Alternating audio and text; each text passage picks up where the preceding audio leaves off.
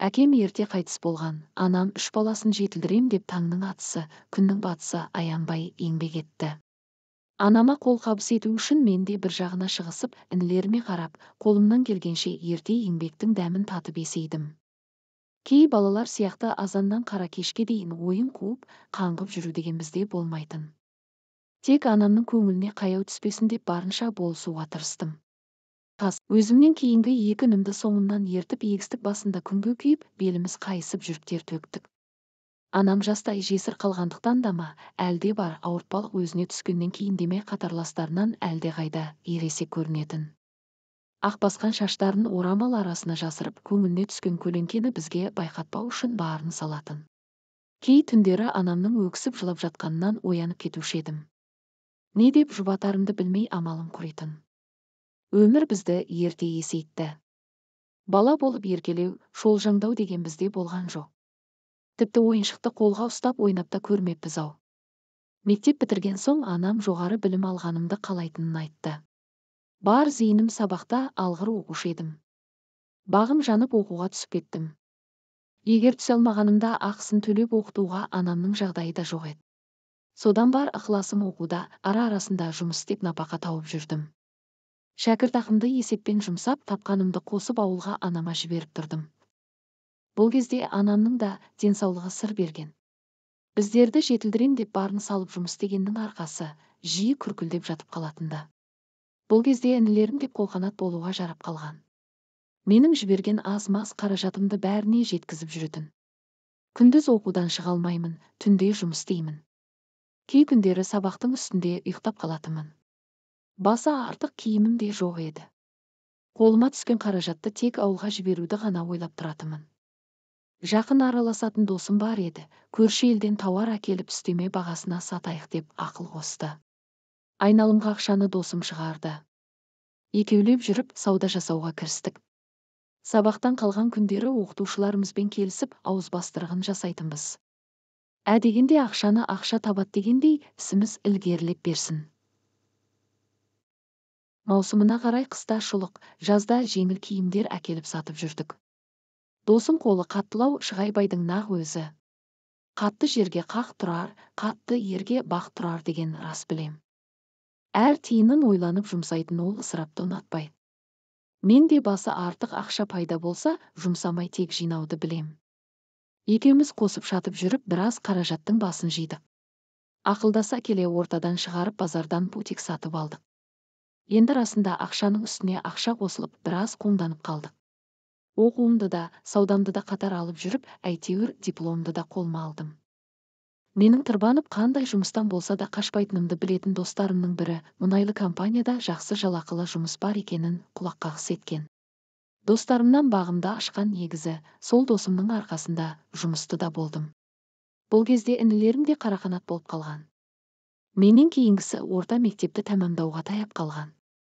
Өзінің оқуға ықыласы да жоқ еді. Обал болмасын деп оқуға түсесің бе деп сұрадым. Басын шайқады. Сүйріп салған тазы аң алмайды деуші еді ғой. Оқуға ықыласы жоқ болса басын қатырып қайтем деп баяғы досымның ортақ бизнесіне інімді қостым. Інім менен өткен пысық болып шықты. Сауданы бірден дөңгелетіп әкетті. Менің айлығым бар, інімнің тапқанын қосып ауылдағы үйді сатып, анам мен інімді қалаға көшіріп алдық. Кішігірім 2 бөлмелі үй біз үшін хан сарайынан кем емес. Біз үшін денсаулығын құртып, өсіп жетілдіріп қатарға қоссам деген анамның қолын жылы суға малып қойдық. Ақша жұмыс деп шапқылап жүргенде жасым 30-ға да тақап қалыпты. Анам балам, бас құрасайшы, бас екеу болмай, мал екеу болмайды деп құлақты қажайтынды шығарды. Оқып жүргенімде де қызбен қыдырып көңіл көтеру деген болмапты менде. Тек анам, бауырларым қиналмасын деп тапқанымды соларға тасыппын ғой. Айналама байыппен қарай бастадым. Сөйтіп жүргенде Жанар есімді қызбен таныстым. Биязы, момындау көрінген. Бір-бірімізді әбден танып, білдік-ау деген кезде бас құрадық. Отбасылық өміріміз тәп-тәуір басталды. Бастысы Жанардың анамның көңілін тапқаны еді. Тамағын істеп шүйіркелесіп жүгіріп жүрген келін енеге неге жақпасын. Бұл кезде жағдайымыз жақсарып, орта дәулеттілердің қатарына қосылғанбыз. Келіншегіме не қаласа соны әперемін. Не ішем, не кием демейді. Жаңадан шыққан сәнді көйлек бұлғыншық, соның үстінде көлік әперіп қойғам. Үйдің шаруасын тындырып болған соң құрбыларыма барып келемін деуі жиілеген соңғы кезде. Сән салондарынан шықпайтын болған. Қаладағы қымбат фитнес-клубтың картасын әпергем. Істейтін бар шаруасы сол. Анамның көңілін тауып отырған соң артық қылықтарына да кешіріммен қараймын. Аузынан шыққан әр сөзі мен үшін заң. Сол заматта орындалады. Өзім әбден қиналып тауқымет тартып өскен соң, тым болмаса ол қиналмасын деп тарынбаймын. Інілерімнен де, әйелімнен де ештеңені аямаймын. Өмір осылай жалғаса берсе өкінішім болмас еді-ау. Алайда, бір күні әйелім екеуміз базарға бардық. Белгілі ғой, базарға кірген әйел 2-3 сағатсыз шықпайды. Ұялы телефоны көлікте қалып кетіпті. Бір уақытта хабарлама келді. Біреудің затын ақтару әдетімде жоқ еді. Бұл жолы не қара басқанын білмеймін, алып ақтардым. Хат құрбысынан келіпті. Күйеуің расында нағыз ақымақ екен деп жазыпты. Ішім қылп ете қалды. Дереу жіберілген хабарламаларды ақтарып көріптім, таппадым. Жақын арадағы ұялы телефон жөндейтін дүңгіршекке бардым. Жойылған хабарламаларды шығарып бере алатынын сұрадым. Шебер жігіт иығын қиқаңдатып еді, жүзді көк қағазды алдына тастадым. Көзі жайнап кетті. Тек бір ғана хабарламаны тауып бере алды.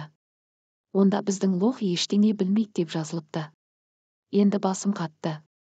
Жанар мені қалай ақымақ қылып жүр деген сауал жаныма жай таптырар емес. Жақын араласатын Самал атты құрбысы ғой хабарламаны жіберген. Енді соны торға түсіру керек. Қалайда ақымақ болып жүргенімді шешуім керек. Апта бойы мазам кетті. Ұйқым да шала. Ақыры Самалға хабарласып кездесуге шақырдым. Басында олай бұлтаңдап, былай бұлтаңдап жолатпады. Менікі де адамдық емес шығар, бірақ бұл жолы да ақшамен шешуге тура келді.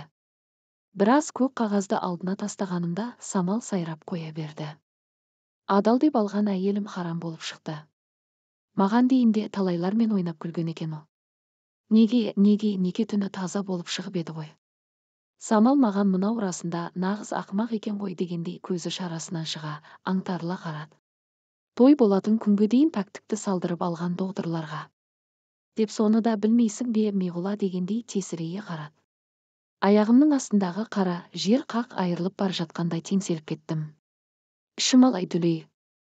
Лоқсып жіберуге шақ тұрмын. Үйге қалай келгенімді білмеймін.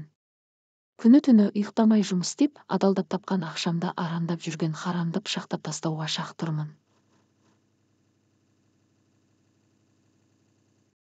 Жанарға аман тұрғаныңда көзіңді жоғалт дедім. Құрбысы екеуі жұлыса да ұрыса ма, ол өз шаруасы. Анама обал болды. Ештеңеге түсінбей аңтаралып қалыпты. Ашудан түтігіп кеткен маған бірдеңе айтуға да жасқанып тұр. Анамды аядым, өзімді аядым. Осыншалықты ақымақ болғаныма күйіндім. Егер Жанар 1 минут аялдаса буындырып өлтіруден тайынар емес деймін. Өзімді өзім әзер бастым. Жан қиналысымды сөзбен айтып жеткізе алмаймын. Адал деп алғаным осылайша харам болып шықты. Талайларды қан жылатқан мұндай медицинасы құрысын дедім. Ақша үшін арды салып беретін сол доғдырлардың да үміті бар ма екен өзі. Уақыт емші, бүгінде қайғы мұңы сейілгендей, бірақ жан жарам әлі жазылған жоқ. Бәлкім біліп қалғанымда дұрыс болған шығар, әйтпегенде талайлардың саусақ безек күлер нысанасына айналып жүретінімді кім білген.